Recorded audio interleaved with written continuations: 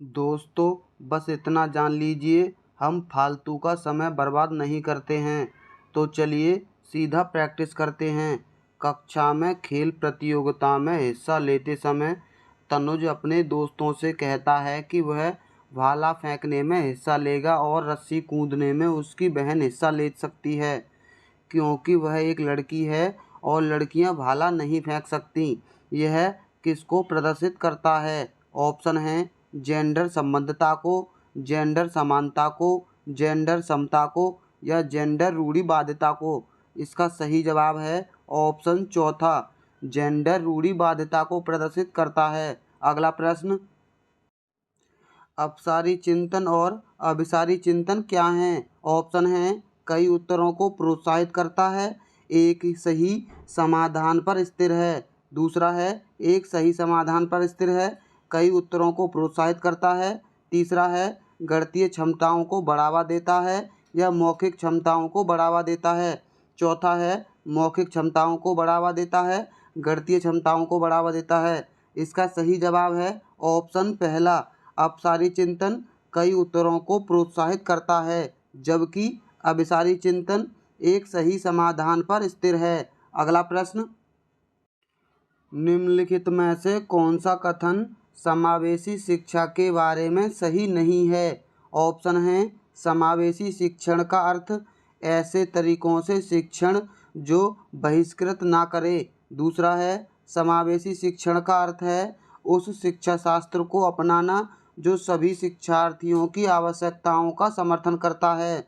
तीसरा है एक समावेशी कक्षा भाषा शैली में अंतर को समायोजित करती है और सहयोग को बढ़ावा देती है। चौथा है निश्चित पाठ्यचर्या और मानक मूल्यांकन के आसपास की एक समावेशी कक्षा का केंद्र होता है।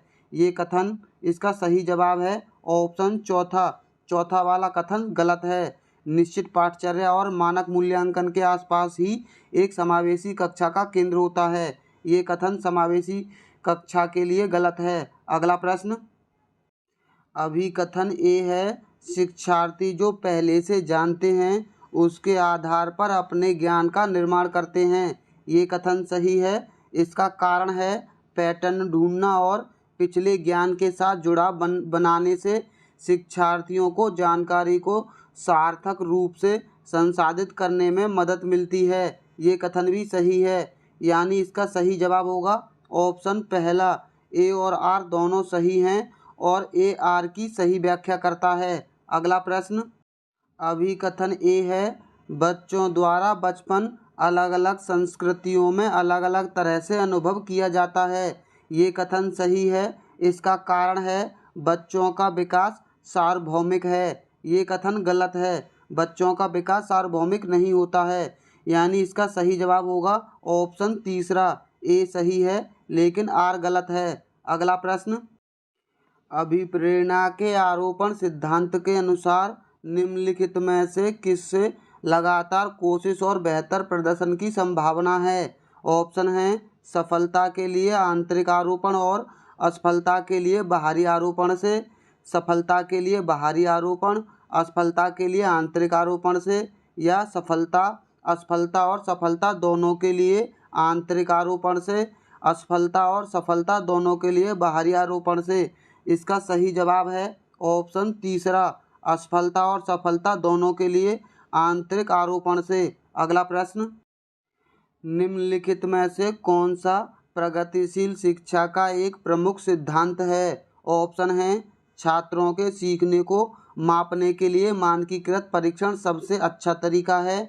दूसरा है छात्रों को अपने शिक्षकों के ज्ञान का निष्क्रिय प्राप्तकर्ता होना चाहिए। तीसरा है सीखना प्रामाणिक कार्यों पर आधारित होना चाहिए। चौथा है पाठ्यचर्या पूर्व निर्धारित और सार्वभौमिक होनी चाहिए। इसका सही जवाब है ऑप्शन तीसरा, सीखना प्रामाणिक कार्यों पर आधारित होना चाहिए। अगला प्रश्न, विकास के किस पहलू में तर्क, चिंतन और समस्या समाधान की व्याख्या की जाती है? ऑप्शन हैं सामाजिक विकास में, संज्ञानात्मक विकास में, नैतिक विकास में या गतिक विकास में।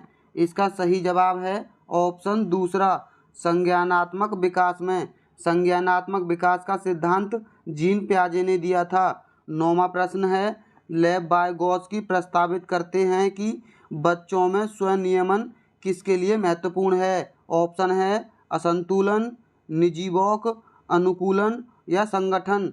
इसका सही जवाब है ऑप्शन दूसरा, निजीवोक बच्चों में स्वनियमन के लिए महत्वपूर्ण है। अगला प्रश्न, अभिकथन ए है, लॉरेंस कोहलबर्ग के नैतिक विकास सिद्धांत में बच्चे कार्यों को उनके परिणाम के आधार पर अच्छा या बुरा समझने से इस समझ पर पहुंचते हैं कि नियम और कानून नम्य हैं और बदले जा सकते हैं। ये कथन सही है। दूसरा है, इसका कारण है लॉरेंस कोहलबर्ग का तर्क है कि नैतिक विकास क्रमिक रूप से चरणों में होता है। ये कथन भी सही है, यानी इसका सही जवाब है ऑप्शन पहला। ए और आर दोनों सत्य हैं, आर ए की सही व्याख्या करता है। अगला प्रश्न, हावर्ड गार्डनर के बहुबुद्धि के सिद्धांत के अनुसार निम्नलिखित में से कौन सा सेट बुद्धि और उसके संबंधित विशेषताओं के सही मेल का प्रतिनिधित्व करता है। ऑप्शन है अंतर्वैयक्तिक, दूसरों को समझने और उसके साथ संबंध स्थापित करने के कौशल हैं। दूसरा है तार्किक, गणितीय, नृत्य या क्रीड़ा संबंधी क्षमताएं हैं।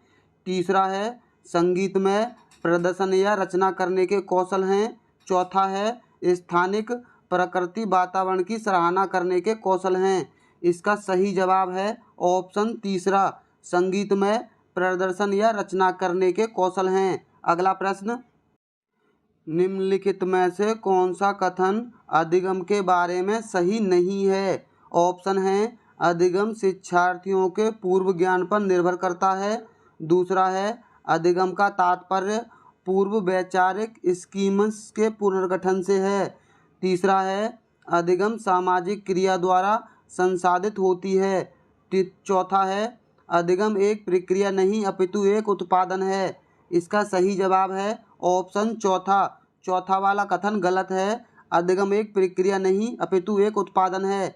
ये कथन गलत है, अधिगम एक प्रक्रिया है। अगला प्रश्न, निम्नलिखित में से कौन सा कारक समस्या समाधान को बढ़ावा देता है। ऑप्शन है अपसारी चिंतन, कार्यात्मक स्थिरता, निष्क्रिय अनुसरण या प्रतिक्रिया सेट। इसका सही जवाब है ऑप्शन पहला, अपसारी चिंतन। अगला प्रश्न, कोहलबर्ग के नैतिक विकास सिद्धांत के अनुसार किस स्तर पर बच्चे आत्म केंद्रित होते हैं और किसी कार्य को करने में अपना ही लाभ देखते हैं। ऑप्शन है पहला स्तर के पहले चरण में, पहले स्तर के दूसरे चरण में, दूसरे स्तर के तीसरे चरण में या तीसरे स्तर के पांचवें चरण में। इसका सही जवाब है पहले स्तर के दूसरे चरण में, यानी ऑप्शन दूसरा। इसका पहला स्तर होता है पूर्व परंपरागत स्तर, जो होता है 0 से 9 वर्ष तक, और इसके दो हैं। पहला है आज्ञाकारिता और दंड चरण, दूसरा व्यक्तिवाद और विनिमय, यानी यही सही है, व्यक्तिवाद और विनिमय। अगला प्रश्न, वंचित वर्गों से संबंधित विद्यार्थियों के समावेशन के लिए। ऑप्शन है विविध परंपराओं के प्रति जागरूकता और संवेदनशीलता को बढ़ावा देना चाहिए। दूसरा है पहचान आधारित रूढ़ियों को प्रमाणित और प्रोत्साहित किया जाना चाहिए। तीसरा है सामाजिक संबद्धता के आधार पर कक्षा में अलगाव करना चाहिए। चौथा है समान क्षमताओं के आधार पर विद्यार्थियों को समूह में विभाजित करना चाहिए। इसका सही जवाब है ऑप्शन पहला, विविध परंपराओं के प्रति जागरूकता और संवेदनशीलता को बढ़ावा देना चाहिए। अगला प्रश्न, निम्नलिखित में से उपयोगी प्रतिपुष्टि की एक विशेषता कौन सी है। ऑप्शन है यह केवल कार्य के अंत में ही दी जाती है। दूसरा है यह व्यापक और सामान्य होती है। तीसरा है यह केवल परिणामों पर केंद्रित होती है। चौथा है यह सामयिक और विशिष्ट होती है। इसका सही जवाब है ऑप्शन चौथा, यह सामयिक और विशिष्ट होती है। अगला प्रश्न, समीपस्थ सिद्धांत कहता है कि शैशवावस्था में। ऑप्शन है अंग हाथों और पैरों की तुलना में तेजी से बढ़ते रहते हैं। दूसरा है विकास सिर से पाँव तक होता है। तीसरा है भाषा का विकास तेजी से होता है क्योंकि वह विकास के लिए संवेदनशील अवधि है। चौथा है सूक्ष्म गतिक कौशल के विकास के साथ शरीर विकास तेजी से होता है। इसका सही जवाब है ऑप्शन पहला, अंग हाथों और पैरों की तुलना में तेजी से बढ़ते हैं। अगला प्रश्न, अभिकथन ए है विद्यालयी पाठ्यक्रम को विद्यार्थियों के सांस्कृतिक ज्ञान को उचित स्थान और मूल्य देना चाहिए। ये कथन सही है। इसका कारण है विद्यार्थियों को उनकी सांस्कृतिक पहचान को बनाए रखने के लिए समर्थन प्रदान करना सीखने की प्रक्रिया को सुगम बनाता है। ये दोनों कथन सही हैं, यानी इसका सही जवाब होगा ऑप्शन पहला। ए और आर दोनों सही हैं और ए की आर सही व्याख्या करता है। अगला प्रश्न, निम्नलिखित में से किसे रचनात्मक मूल्यांकन नहीं माना जाएगा? ऑप्शन हैं छात्रों के पूर्व ज्ञान को निर्धारित करने के लिए एक नई अवधारणा की शुरुआत में दिया गया आकलन। दूसरा है छात्रों और शिक्षकों को अग्रगामी प्रतिपुष्टि प्रदान करने के लिए कक्षा के दौरान दिया गया मूल्यांकन। तीसरा है एक मूल्यांकन कार्य जो मानदंड के एक मानक पैमाने के अनुसार छात्रों की तुलना करने में सहायता करता है। चौथा है एक आकलन एक छात्र के सीखने में गलत धारणाओं की पहचान करने के लिए प्रयोग किया जाता है। इसका सही जवाब है ऑप्शन तीसरा, एक मूल्यांकन कार्य जो मानदंड के एक मानक पैमाने के अनुसार छात्रों की तुलना करने में सहायता करता है। हम छात्रों की तुलना किसी भी आधार पर नहीं करेंगे। अगला प्रश्न, निम्नलिखित में से पठन वैकल्य की एक विशिष्ट विशेषताएं कौन सी हैं? ऑप्शन हैं रचनात्मक समस्या समाधान में कठिनाई, ध्वन्यात्मक प्रसंस्करण में कठिनाई, शारीरिक समन्वय में कठिनाई या स्थानिक समझ या जानकारी में कठिनाई। इसका सही जवाब है ऑप्शन दूसरा, ध्वन्यात्मक प्रसंस्करण में कठिनाई। अगला प्रश्न, निम्न में से किस प्रकार के प्रश्न एक छात्र की जानकारी का गंभीर रूप से मूल्यांकन करने की योग्यता का आकलन करने में मदद करता है? ऑप्शन हैं वे प्रश्न जो शब्द ही सरल परिभाषा के लिए पूछते हैं। दूसरा है वे प्रश्न जो छात्र की व्यक्तिगत राय पूछते हैं। तीसरा है वे प्रश्न जो पाठ को मान्य करने वाले उदाहरणों के लिए पूछते हैं। चौथा है वे प्रश्न जो किसी पाठ का सारांश मांगते हैं। इसका सही जवाब है ऑप्शन दूसरा, वे प्रश्न जो छात्र की व्यक्तिगत राय पूछते हैं। ये मूल्यांकन के लिए सबसे अच्छे प्रश्न हैं। अगला प्रश्न, बाध्यता और अक्षमता कैसी स्थिति हैं? ऑप्शन हैं जैविक और कार्यात्मक, कार्यात्मक और जैविक। तीसरा है क्रियात्मक शारीरिक। चौथा है सामाजिक और मनोवैज्ञानिक। इसका सही जवाब है ऑप्शन पहला, बाध्यता जैविक स्थिति है जबकि अक्षमता कार्यात्मक स्थिति है। अगला प्रश्न, निम्नलिखित में से कौन सा कथन संज्ञान और भावनाओं के बीच के संबंध को उपयुक्त रूप से परिभाषित करता है? ऑप्शन हैं संज्ञान और भावनाएं दोनों स्वतंत्र प्रणालियां हैं। दूसरा है भावनाएं और संज्ञान आपस में एक दूसरे पर पारस्परिक रूप से निर्भर करते हैं। तीसरा है संज्ञान भावनाओं को प्रभावित करता है लेकिन उसका विपरीत सत्य नहीं है। चौथा है भावनाएं संज्ञान को प्रभावित करती हैं लेकिन इसका विपरीत सत्य नहीं है। इसका सही जवाब है ऑप्शन दूसरा, भावनाएं और संज्ञान आपस में एक दूसरे पर पारस्परिक रूप से निर्भर करते हैं। अगला प्रश्न, प्राथमिक कक्षाओं में भाषा का विकास किस प्रकार संसाधित होता है? ऑप्शन हैं जब शिक्षक अमूर्त अवधारणाओं को संदर्भित करने के लिए ठोस उदाहरणों का उपयोग करते हैं। दूसरा है जब शिक्षक औपचारिक भाषा के प्रयोग पर जोर देते हैं और उसे लागू करते हैं। तीसरा है जब शिक्षक बच्चों की मातृभाषा की अवहेलना और उपेक्षा करते हैं। चौथा है जब शिक्षक मूर्त वस्तुओं के बजाय संकेतों और प्रतीकों से शुरू करते हैं।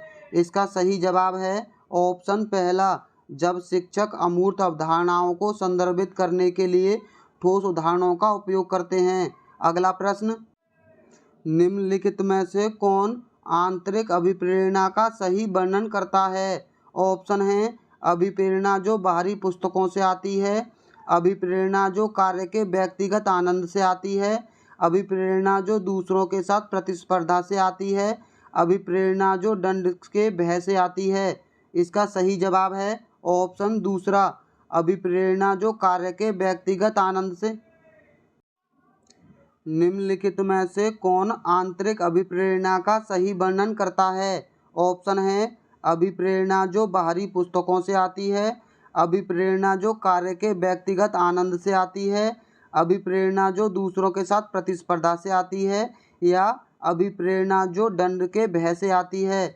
इसका सही जवाब है ऑप्शन दूसरा, अभिप्रेरणा जो कार्य के व्यक्तिगत आनंद से आती है। यह आंतरिक अभिप्रेरणा का सही वर्णन करती है। अगला प्रश्न, निम्न में से कौन सा आलम्बन के उदाहरण हैं?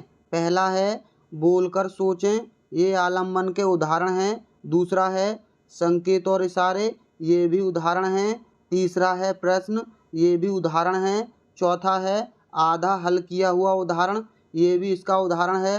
पांचवा है रटकर दोहराव, ये इसका उदाहरण नहीं है, यानी ई गलत है। इस आधार पर इसका सही जवाब होगा ऑप्शन तीसरा, ए, बी, सी और डी सही हैं, ई गलत है। अगला प्रश्न, विकास के क्रम में बच्चे सूक्ष्म पेशीय कौशलों से पहले सकल पेशीय कौशल विकसित करते हैं। यह दर्शाता है कि विकास पहला है अराजक है, दूसरा है शीर्षगामी है, तीसरा है रेखीय है, या चौथा है समीप दूराभिमुख है। इसका सही जवाब है ऑप्शन चौथा, समीप दूराभिमुख है। अगला प्रश्न, जीन पियाजे के संज्ञानात्मक विकास के सिद्धांत के अनुसार निम्नलिखित में से कौन सी क्षमता मूर्त संक्रियात्मक सोच को पूर्व संक्रियात्मक सोच से अलग करती है? ऑप्शन हैं इंद्रियों का समन्वय, विकेंद्रण, तीसरा है परिकल्पित तार्किकता, चौथा है वस्तु स्थायित्व। इसका सही जवाब है ऑप्शन दूसरा, विकेंद्रण है। अगला प्रश्न, रस्सी कूदते समय पैर में रस्सी फंसने के कारण आउट होने के बाद अरु कहती है कि उसे रस्सी ने जानबूझकर आउट किया है। जीन पियाजे के संज्ञानात्मक विकास सिद्धांत की किस अवस्था में बच्चे इस तरह के तर्क देते हैं? ऑप्शन हैं मूर्त संक्रियात्मक अवस्था में, औपचारिक संक्रियात्मक अवस्था में, संवेदी चालक अवस्था में, पूर्व चलन अवस्था में। इसका सही जवाब है ऑप्शन चौथा, पूर्व चलन अवस्था में। ये अवस्था 2 से 7 वर्ष के बीच होती है। अगला प्रश्न, दोस्तों अब तो आप हमारी वीडियो को लाइक और चैनल को सब्सक्राइब कर लीजिए, क्योंकि आपने अब तक देखा होगा कि हमने फालतू की बातें बोलकर आपका बिल्कुल भी समय बर्बाद नहीं किया। सीखने के सामाजिक संरचनावादी विचार इस बात की वकालत करते हैं कि ऑप्शन हैं शिक्षार्थी दूसरों से निष्क्रिय रूप से ज्ञान प्राप्त करते हैं, दूसरा है शिक्षार्थी सक्रिय रूप से ज्ञान का निर्माण करते हैं, तीसरा है व्याख्यान देने और समझने से प्रभावित शिक्षण सक्रिय होता है, चौथा है प्रत्याहार और दोहराव की चिंतन प्रक्रिया से प्रभावित शिक्षण होती है। इसका सही जवाब है ऑप्शन दूसरा, शिक्षार्थी सक्रिय रूप से ज्ञान का निर्माण करते हैं। दोस्तों जिसको भी इस बार सीटेट पास नहीं करना है वो वीडियो को छोड़कर जा सकता है, क्योंकि इस प्रकार के प्रश्नों के बिना इस बार सीटेट पास करना नामुमकिन होगा।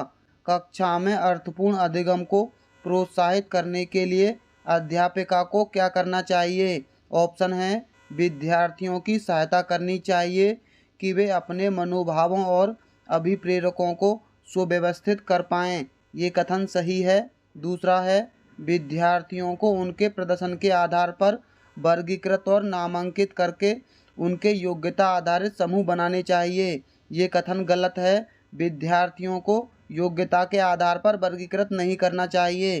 तीसरा है विद्यार्थियों में संवाद और परिचर्चा को प्रोत्साहित करना चाहिए जिससे वे बहुपरिप्रेक्ष्य करने में सशक्त हों, ये कथन सही है। चौथा है कक्षा में विविधता की उपेक्षा करके शिक्षण की मानक विधि को अपनाना चाहिए, ये कथन भी गलत है, यानी इसका सही जवाब होगा ऑप्शन तीसरा। पहला और तीसरा सही है, दूसरा और चौथा गलत है। अगला प्रश्न, प्रतिभावान बच्चों को शिक्षित करने का उपागम जो उन्हें असामान्य रूप से तीव्र गति से पाठचर्या के माध्यम से आगे बढ़ाता है, क्या कहलाता है? ऑप्शन है विभेदित निर्देशन कहलाता है, या संवर्धन कहलाता है, या त्वरण कहलाता है, या विसर्जन कहलाता है।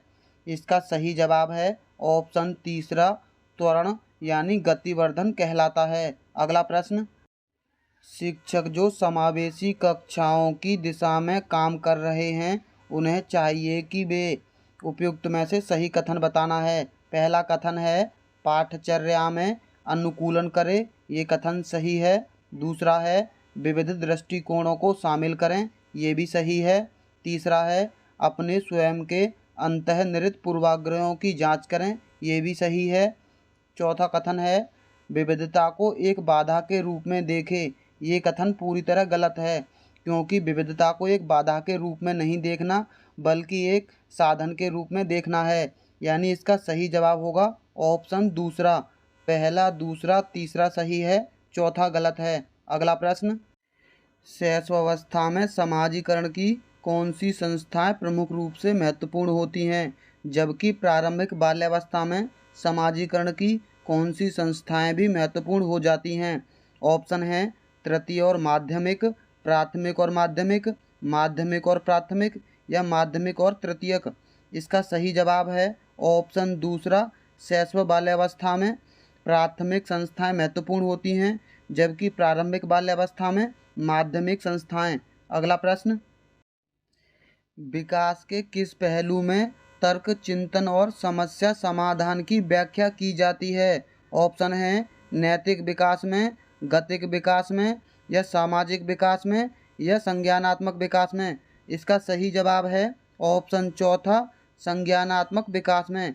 संज्ञानात्मक विकास का सिद्धांत जीन पियाजे ने दिया था। अगला प्रश्न, रस्सी कूदते समय पैर में रस्सी फंसने के कारण आउट होने के बाद अरु कहती है कि उसे रस्सी ने जानबूझकर आउट किया है।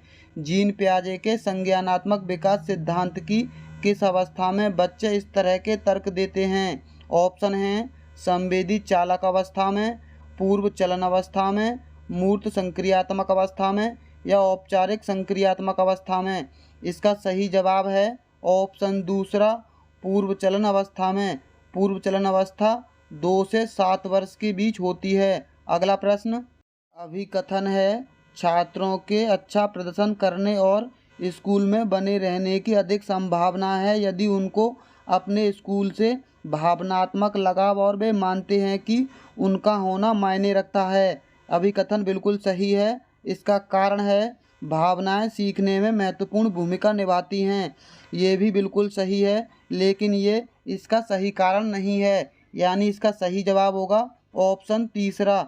ए और आर दोनों सही हैं, लेकिन ए की आर सही व्याख्या नहीं करता है। अगला प्रश्न, अधिगम के लिए आकलन का मुख्य लक्ष्य क्या है? ऑप्शन हैं उन विद्यार्थियों की पहचान करना जिन्हें धीमे सीखने वालों के रूप में वर्गीकृत किया जा सकता है। दूसरा है विद्यार्थियों के प्रदर्शन का मूल्यांकन करना और ग्रेड देना। तीसरा है विद्यार्थियों को प्रतिपुष्टि प्रदान करना जिसका उपयोग उनके अधिगम में सुधार के लिए किया जा सकता है। चौथा है विद्यार्थी के प्रदर्शन की तुलना एक मानक या तय पैमाने से करना। इसका सही जवाब है ऑप्शन तीसरा, विद्यार्थियों को प्रतिपुष्टि प्रदान करना जिसका उपयोग उनके अधिगम में सुधार के लिए किया जा सकता है। ये कथन सबसे सही है। अगला प्रश्न, अभिकथन है बच्चों द्वारा बचपन अलग अलग संस्कृतियों में अलग अलग तरह से अनुभव किया जाता है। ये कथन सही है। इसका कारण है बच्चों का विकास सार्वभौमिक है। ये कथन गलत है। बच्चों का विकास सार्वभौमिक नहीं होता है, यानी इसका सही जवाब है ऑप्शन पहला, ए सही है लेकिन आर गलत है। अगला प्रश्न, अभिकथन है लॉरेंस कोहलबर्ग के नैतिक विकास सिद्धांत में बच्चे कार्यों को उनके परिणाम के आधार पर अच्छा या बुरा समझने से इस समझ पर पहुंचते हैं कि नियम और कानून नम्य हैं और बदले जा सकते हैं। ये कथन सही है। इसका कारण है लॉरेंस कोहलबर्ग का तर्क है कि नैतिक विकास क्रमिक रूप से चरणों में होता है। ये भी कथन सही है। यानी इसका सही जवाब है ऑप्शन तीसरा, ए और आर दोनों सत्य हैं और आर ए की सही व्याख्या करता है। अगला प्रश्न, निम्नलिखित में से कौन सा समूह उन विशिष्टताओं का सही ढंग से उल्लेख करता है जो प्रतिभाशाली विद्यार्थियों और कक्षाओं में अन्य विद्यार्थियों के बीच आमतौर पर भिन्न होते हैं। पहला है समझ की अग्रवर्ती गहनता, ये बिल्कुल सही है। दूसरा है सीखने की तेज गति, ये भी सही है। तीसरा है समझ के लिए दूसरों पर अधिक निर्भरता, ये गलत है। चौथा है शारीरिक विकास की तेज गति, ये भी गलत है। यानी इसका सही जवाब है ऑप्शन तीसरा, ए और बी दोनों सही हैं, सी और डी दोनों गलत हैं। अगला प्रश्न, अभिकथन है वह कोई उद्देश्यात्मक निश्चित क्षण नहीं होता जब कोई बच्चा मध्य बाल्यावस्था या किशोरावस्था में प्रवेश करता है। ये कथन सही है। दूसरा है यानी इसका कारण है विकास प्रकृति में निरंतर होता रहता है, ये भी कथन सही है। यानी इसका सही जवाब होगा ऑप्शन तीसरा, ए और आर दोनों सही हैं लेकिन ए की आर सही व्याख्या नहीं करता है। अगला प्रश्न, जीन पियाजे के संज्ञानात्मक विकास के सिद्धांत के अनुसार निम्नलिखित में से कौन सी क्षमता मूर्त संक्रियात्मक सोच को पूर्व संक्रियात्मक सोच से अलग करती है? ऑप्शन है परिकल्पित तार्किकता, दूसरा है वस्तु स्थायित्व, तीसरा है इंद्रियों का समन्वय, चौथा है विकेंद्रण। इसका सही जवाब है ऑप्शन चौथा, विकेंद्रण। अगला प्रश्न, वाइगोत्स्की के अनुसार संज्ञानात्मक विकास को सुगम बनाने में शिक्षक की क्या भूमिका है? ऑप्शन है केवल उन्हीं कार्यों को देना जो विद्यार्थी वर्तमान में स्वतंत्र रूप से कर सकता है, दूसरा है छात्रों को जानकारी और ज्ञान प्रदान करना, तीसरा है आलंबन के माध्यम से छात्र के सीखने का मार्गदर्शन और समर्थन करना, चौथा है छात्र को पूरी तरह से स्वतंत्र रूप से सीखने की अनुमति देना। इसका सही जवाब है ऑप्शन तीसरा, आलंबन के माध्यम से छात्र के सीखने का मार्गदर्शन और समर्थन करना। अगला प्रश्न, एक प्रगतिशील कक्षा में विद्यार्थी ऑप्शन है अधिक प्रश्न नहीं पूछते हैं, ये कथन गलत है। दूसरा है शिक्षक से प्रश्न पूछते हैं, ये कथन सही है। तीसरा है एक दूसरे से प्रश्न पूछते हैं, ये भी कथन सही है। चौथा है स्वयं से प्रश्न पूछते हैं, ये भी कथन सही है। यानी इसका सही जवाब होगा ऑप्शन दूसरा, बी, सी और डी सही हैं, ए गलत है। अगला प्रश्न, बुद्धि के संदर्भ में निम्नलिखित में से कौन सा दृष्टिकोण शिक्षार्थियों के बीच विविधता के सम्मानपूर्ण विचार का समर्थन करता है? ऑप्शन है बुद्धि वातावरणीय कारकों से प्रभावित नहीं होती है, दूसरा है बुद्धि को मापने के लिए बुद्धि लब्धि परीक्षण ही एकमात्र साधन है, तीसरा है बुद्धि बहुआयामी है और समय के साथ बदल सकती है, चौथा है बुद्धि अनुवांशिक कारकों से प्रभावित नहीं होती है। इसका सही जवाब है ऑप्शन तीसरा, बुद्धि बहुआयामी है और समय के साथ बदल सकती है। अगला प्रश्न, अपठन वैकल्य यानी डिसलेक्सिया एक ऐसी स्थिति है जो शिक्षार्थी की किसकी क्षमता को प्रभावित करती है? इसका सही जवाब है ऑप्शन तीसरा, तंत्रीय। यानी डिसलेक्सिया एक तंत्रीय स्थिति है यानी न्यूरोलॉजिकल, जो प्रभावित करती है ध्वनि को प्रतीकों को चिन्हों के साथ जोड़ने में। अगला प्रश्न, अभिकथन है शिक्षकों को सार्थक वातावरण बनाना चाहिए जिसमें सभी बच्चों की सक्रिय भागीदारी और संलग्नता हो। इसका कारण है सभी बच्चे आंतरिक रूप से सीखने के लिए प्रेरित होते हैं और सीखने में सक्षम भी होते हैं। इसका अभिकथन और कारण दोनों सही हैं और व्याख्या भी सही करता है, यानी इसका सही जवाब होगा ऑप्शन दूसरा। अगला प्रश्न, दिव्यांगजन अधिकार अधिनियम 2016 के अनुसार निम्न में से किस शब्दावली का प्रयोग उपयुक्त है? पहला है छात्र जिसका अशक्त शरीर है। दूसरा, मंदित छात्र। तीसरा, विकलांग छात्र। चौथा, छात्र जिसे शारीरिक दिव्यांगता है। इसका सही जवाब है ऑप्शन चौथा, छात्र जिसे शारीरिक दिव्यांगता है।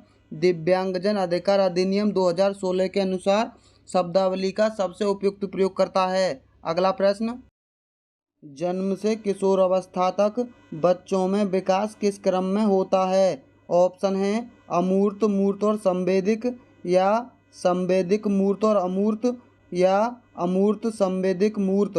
चौथा है मूर्त अमूर्त या संवेदिक। इसका सही जवाब है ऑप्शन तीसरा, सबसे पहले संवेदिक होता है, उसके बाद मूर्त, फिर उसके बाद अमूर्त। अगला प्रश्न, निम्नलिखित में से कौन सा विफलता के लिए आंतरिक आरोपण का एक उदाहरण है। ऑप्शन है मुझे निम्न ग्रेड प्राप्त हुआ क्योंकि शिक्षक कठोर तरीके से आंकते हैं। दूसरा है मैं परीक्षा में फेल हो गया क्योंकि मैंने पर्याप्त पढ़ाई नहीं की। तीसरा है शिक्षक के पक्षपाती होने के कारण मुझे अच्छे अंक नहीं मिले। चौथा है मैं परीक्षा में फेल हो गया क्योंकि मेरा दोस्त मेरा ध्यान भटका रहे थे। इसका सही जवाब है ऑप्शन दूसरा, मैं परीक्षा में फेल हो गया क्योंकि मैंने पर्याप्त पढ़ाई नहीं की। ये वाला कथन आंतरिक आरोपण का सबसे अच्छा उदाहरण है। अगला प्रश्न, अभिकथन है बहुत कम उम्र में दुनिया भर में अधिकांश संस्कृतियों में लड़कियां गुड़िया को खेलने के रूप में चुनती हैं, जबकि लड़के कारों के साथ खेलना पसंद करते हैं। ये अभिकथन सही है। इसका कारण है बच्चे किसी विशेष संस्कृति की अपेक्षाओं के आधार पर एक लड़के या लड़की के लिए क्या उपयुक्त माना जाता है इसके बारे में जानकारी व्यवस्थित करते हैं और उसके अनुसार व्यवहार करते हैं। ये कारण भी सही है और व्याख्या भी सही करता है, यानी इसका सही जवाब है ऑप्शन दूसरा। ए और आर दोनों सही हैं तथा आर ए की सही व्याख्या है। अगला प्रश्न, निम्नलिखित में से किसे रचनात्मक मूल्यांकन नहीं माना जाएगा। ऑप्शन है एक मूल्यांकन कार्य जो मानदंड के एक मानक पैमाने के अनुसार छात्रों की तुलना करने में सहायता करता है। इसका यही सही जवाब होगा, यानी ऑप्शन पहला, क्योंकि हम किसी भी रचनात्मक मूल्यांकन में बच्चों की तुलना नहीं कर सकते हैं। अगला प्रश्न, निम्नलिखित में से उपयोगी पृष्ठपुष्टि की एक विशेषता कौन सी है। ऑप्शन है यह केवल परिणामों पर केंद्रित होती है, यह सामयिक और विशिष्ट होती है, यह केवल कार्य के अंत में ही दी जाती है, या यह व्यापक और सामान्य होती है। इसका सही जवाब है ऑप्शन दूसरा, यह सामयिक और विशिष्ट दोनों होती है। अगला प्रश्न, सृजनात्मकता की पहचान का प्रमुख लक्षण क्या है। ऑप्शन है असतर्कता, कम परिज्ञानता यानी बोधगम्यता, या अपसारी चिंतन, या अति सक्रियता। इसका सही जवाब है ऑप्शन तीसरा, अपसारी चिंतन प्रमुख लक्षण है सृजनात्मकता का। अगला प्रश्न, अध्यापकों को कक्षा में बहुभाषिता को समझना चाहिए। ऑप्शन है एक समस्या, एक व्यवस्थागत मुद्दा, एक गुण और साधन, एक रुकावट। इसका सही जवाब है ऑप्शन तीसरा, अध्यापकों को कक्षा में बहुभाषिता को एक गुण और साधन के रूप में समझना चाहिए। अगला प्रश्न, सुजाता नृत्य प्रतियोगिता में केवल इसीलिए उत्सुकता से भाग लेती है क्योंकि वह नगद का प्रथम पुरस्कार जीतने में रुचि रखती है। सुजाता, ऑप्शन है असफलता परिहार शिक्षार्थी है, आंतरिक रूप से प्रेरित है, बाहरी रूप से प्रेरित है, यह महारत उन्मुख शिक्षार्थी है। इसका सही जवाब है ऑप्शन तीसरा, बाहरी रूप से प्रेरित है। अगला प्रश्न, बाध्यता एक कैसी स्थिति है जबकि अक्षमता एक कैसी स्थिति, यानी बाध्यता और अक्षमता कैसी स्थिति हैं। ऑप्शन है क्रियात्मक शारीरिक, सामाजिक मनोवैज्ञानिक, जैविक कार्यात्मक, या कार्यात्मक जैविक।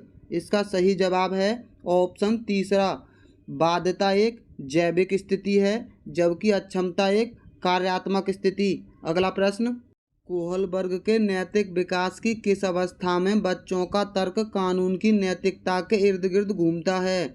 ऑप्शन है स्वायत्तता नैतिकता में, पूर्व पारंपरिक नैतिकता में, पारंपरिक नैतिकता में या विषम नैतिकता में? इसका सही जवाब है ऑप्शन तीसरा, पारंपरिक नैतिकता में। अगला प्रश्न, निम्न में से अध्यापन अधिगम का सबसे प्रभावशाली माध्यम कौन सा है? ऑप्शन है अनुकरण यानी नकल और दोहराना, विषय वस्तु को यंत्रवत याद कराना, या संकल्पनाओं के बीच संबंध खोजना, या बिना विश्लेषण के अवलोकन कराना। इसका सही जवाब है ऑप्शन तीसरा, संकल्पनाओं के बीच संबंधों को खोजना। बच्चों के बारे में निम्नलिखित कथनों में से कौन से सही हैं? पहला है बच्चे जानकारी के निष्क्रिय प्राप्तकर्ता हैं। ये कथन गलत है। बच्चे जानकारी के सक्रिय प्राप्तकर्ता होते हैं। दूसरा है बच्चे समस्या समाधानकर्ता होते हैं। ये बिल्कुल सही है। तीसरा है बच्चे वैज्ञानिक शोधकर्ता हैं। ये भी सही है। चौथा है बच्चे पर्यावरण के सक्रिय अन्वेषक हैं। ये भी सही है। यानी इसका सही जवाब होगा ऑप्शन दूसरा। 2, 3, 4 सही हैं, पहला गलत है। अगला प्रश्न, प्राथमिक विद्यालय के बच्चे उस वातावरण में सबसे प्रभावी ढंग से सीखेंगे। सही जवाब है ऑप्शन पहला, जहां उनकी संवेगात्मक आवश्यकताओं की पूर्ति होती है और वे अनुभव करते हैं कि वे महत्वपूर्ण हैं। ये सही जवाब है। अगला प्रश्न, एक बच्चा खिड़की के सामने से एक कौवे को उड़ता हुआ देखता है और कहता है एक पक्षी। इससे बच्चे के विचार के बारे में क्या पता चलता है? पहला है बच्चे की स्मृतियाँ पहले से भंडारित होती हैं। ये सही कथन है। दूसरा है बच्चे में पक्षी का प्रत्यय विकसित हो चुका है। ये भी सही है। तीसरा है बच्चे ने अपने अनुभव बताने के लिए भाषा के कुछ उपकरणों का विकास कर लिया है। ये भी कथन सही है। यानी इसका सही जवाब होगा ऑप्शन सी, यानी तीनों सही हैं। अगला प्रश्न, विविध प्रकार की सामाजिक, आर्थिक और सांस्कृतिक पृष्ठभूमि के बच्चों से युक्त कक्षा सभी विद्यार्थियों के अधिगम अनुभवों को बढ़ाती है। यह कथन है। सही जवाब है ऑप्शन बी, सही कथन है, क्योंकि बच्चे अपने साथियों से अनेक कौशल सीखते हैं। ये कथन सही है। अगला प्रश्न, कोई शिक्षिका अपने विद्यार्थियों को क्या कहे कि उन्हें भीतरी प्रेरणा के साथ कार्य करने के लिए प्रोत्साहित कर सके? इसका सही जवाब है ऑप्शन डी, इनसे कहेंगे कि इसे करने की कोशिश करो, तुम सीख जाओगे। ये कथन सबसे बेस्ट है। अगला प्रश्न, अभिकथन है विद्यालयी पाठ्यक्रम को विद्यार्थियों के सांस्कृतिक ज्ञान को उचित स्थान और मूल्य देना चाहिए। अभिकथन सही है। इसका कारण है विद्यार्थियों को उनकी सांस्कृतिक पहचान को बनाए रखने के लिए समर्थन प्रदान करना सीखने की प्रक्रिया को सुगम बनाता है। इसका कारण भी सही है और इसकी व्याख्या भी सही करता है। यानी इसका सही जवाब है ऑप्शन तीसरा। ए और आर दोनों सही हैं और ए आर की सही व्याख्या करता है। अगला प्रश्न, अभिकथन है शिक्षार्थी जो पहले से जानते हैं उसके आधार पर अपने ज्ञान का निर्माण करते हैं।